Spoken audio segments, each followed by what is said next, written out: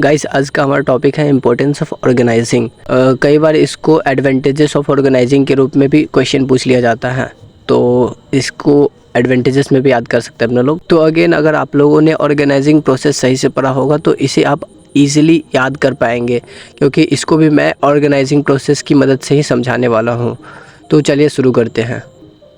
तो organising process क्या क्या था अपने लोगों के पास? तो सबसे पहले था आइडेंटिफिकेशन, दूसरा था डिपार्टमेंटलाइजेशन, तीसरा था असाइनमेंट, चौथा था रिलेशन बिल्डिंग। तो पहला ऑर्गेनाइजिंग फंक्शन की क्या इंपॉर्टेंस है, तो इससे हमें रोल क्लियरिटी मिलती है, मतलब एम्प्लॉयज को अपने काम के बारे में अच्छी तरीके से पता चल जाता है। सेकेंड डिपार्टमेंटलाइजेशन, तो डिपार्टमेंटलाइजेशन की मदद से हम ऑर्गेनाइजिंग का ये इंपॉर्टेंस याद कर सकते हैं कि ऑर्गेनाइजिंग रिसोर्सेज के ऑप्टिमल यूटिलाइजेशन में इंपॉर्टेंट रोल प्ले करता है। तीसरा था असाइनमेंट की मदद से हम तीसरा इंपॉर्टेंस याद करेंगे जो कि है इफेक्टिव मैनेजमेंट।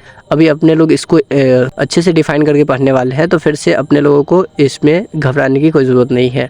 चौथा था रिलेशन बिल्डिंग, तो रिलेशन बिल्डिंग में फिर से कोऑर्डिनेशन मैंने बताया था ऑर्गेनाइजिंग प्रोसेस में, तो इसकी मदद से हम एक इम्पोर्टेंस याद कर सकते हैं जो कि है ग्रोथ एंड एक्सपेंशन का।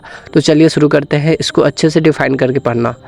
तो सबसे पहला है रोल क्लैरिटी। तो ऑर्गेनाइजिंग प्रोसेस में जब हम काम आइडेंटिफाई करते हैं और एम्प्लॉयज़ को असाइन करते हैं, तो इसमें एम्प्लॉयज़ को अपना रोल क्लियर हो जाता है, जिसके बाद वो अपना बेस्ट दे के अपने काम को पूरा कर सकते हैं, जिससे हमें सबसे बेस्ट रिजल्ट मिल सकता है। तो ये है फर्स्ट इम्पोर्टेंस।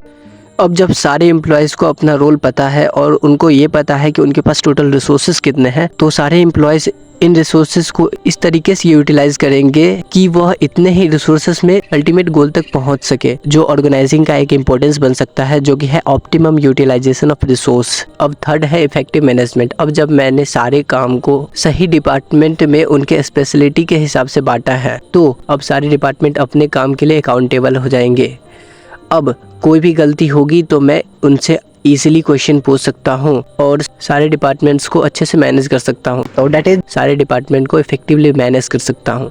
तो ये हमारा थर्ड इम्पोर्टेंस हो जाएगा इफेक्टिव मैनेजमेंट का। अब जब मैंने अपने ऑर्गेनाइजिंग के काम को सही से किया है और मेरे एम्प्लॉयज़ के बीच सही से कोऑर्डिनेशन है, तो अल्टीमेटली हमारा ऑर्गेनाइजेशन ज़रूर ही ग्रो करेगा। और अगर मेरा ऑर्गेनाइजेशन सही से ग्रो कर रहा है, मैं सही से प्रॉफिट अर्न कर रहा हूँ, तो मैं अपने बिजनेस को ज़रूर ही एक्सपेंड करूँगा अगर मैं मार्केट में बना रहना चाहता हूँ तो। और यहीं पे हमारा फोर्थ इम्पोर्टेंस हो जाता है ग्रोथ एंड एक्सपेंशन का। अब अगेन 5 नंबर के लिए 5 पॉइंट चाहिए, तो हमारा 5th पॉइंट हो जाएगा स्पेशलाइजेशन का। तो स्पेशलाइजेशन से हमारा क्या मतलब है? तो देखो, अगर एक एम्प्लॉय एक ही काम को बहुत समय तक करेगा तो वो उस काम में माहिर बन जाएगा, मतलब वो उस काम में एकदम एक्सपर्ट बन जाएगा, इतना कि उसे इस काम के बारे में पूरी तरीके से पता चल जाएगा, और ये एक एडवांटेज है। तो इसलिए ये हमारा 5th इम्पोर्टेंस हो जाएगा ऑर्गेनाइजिंग फंक्शन का। अब मैं आप लोगों को दूंगा बोनस पॉइंट। तो 6th पॉइंट हो जाएगा adaptation to change, and 7th point हो जाएगा डेवलपमेंट ऑफ पर्सोनेल। अब आप लोगों को इसे उसी तरीके से डिफाइन करना है जैसे मैंने पहले डिफाइन किया है। आप कमेंट में इसे डिफाइन करके लिख सकते हो। अगर आप लोगों को प्रॉब्लम आ रही है तो आप लोग कमेंट में ये पूछ सकते हो, मैं आप लोगों को डिफाइन करके बताऊँगा। डेवलपमेंट ऑफ पर्सोनेल थोड़ा इंपॉर्टेंट है, तो इसमें मैं थोड़ा सा हिंट दे देता हूँ।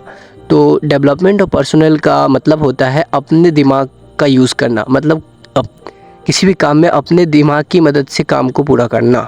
तो ये था अपना इम्पोर्टेंस ऑफ ऑर्गेनाइजिंग।